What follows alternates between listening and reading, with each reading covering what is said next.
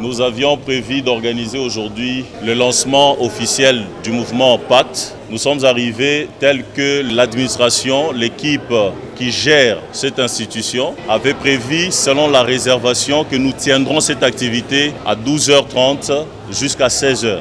Et donc on est arrivé, nous pensons certainement que cet édifice est un édifice qui est bien organisé et nous croyons certainement que l'équipe, elle est professionnelle, mais quand nous sommes arrivés, nous étions surpris avec tous les invités, tous les participants. On nous informe que nous ne saurons pas tenir notre activité parce que, paraît-il, il y a eu une autre réservation. Nous croyons en leur sincérité, mais nous pensons néanmoins que l'éveil de conscience patriotique, le changement, le fait que la jeunesse se mette debout et le fait que nous ayons décidé de nous organiser avec le Pacte comme un mouvement patriotique, social et populaire, nous sommes convaincus qu'il y a des gens qui ne voudront pas cette prise de conscience de la jeunesse et qui pourraient d'une manière ou d'une autre avoir manipulé le lancement de notre organisation prévue en ce jour à Kinshasa le 26 avril 2025. À cette occasion, notre communication elle est simple.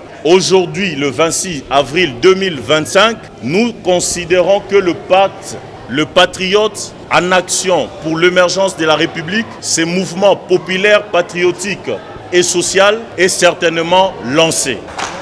Et à travers cet incident, nous lançons un message très fort. Nous ne reculerons même pas d'un pas devant les intimidations, devant la manipulation de celles et ceux qui ne veulent pas que la jeunesse se mette debout pour obtenir l'émergence et le changement dans notre pays. Et nous disons, dans les jours à venir, nous allons, à travers ces lancements, organiser des activités, des sensibilisations, des plaidoyers, des mobilisations sur la situation, premièrement, d'insécurité à l'est de notre pays, sur l'éveil de conscience patriotique, mais aussi et surtout sur la mauvaise gouvernance qui bat son plein dans notre pays. Et nous serons debout sur toutes les lignes et nous ne reculerons pas parce que l'ordre doit régner et l'ordre régnera. À Silicon Village, le message est simple. Nous pensons que c'est une erreur qu'ils ont assumée et je crois qu'ils vont s'excuser et notre administration et notre équipe va discuter avec l'équipe de Silicon Village pour que nous puissions comprendre en profondeur la provenance de cet incident et comment faire pour que nous soyons remis dans nos droits.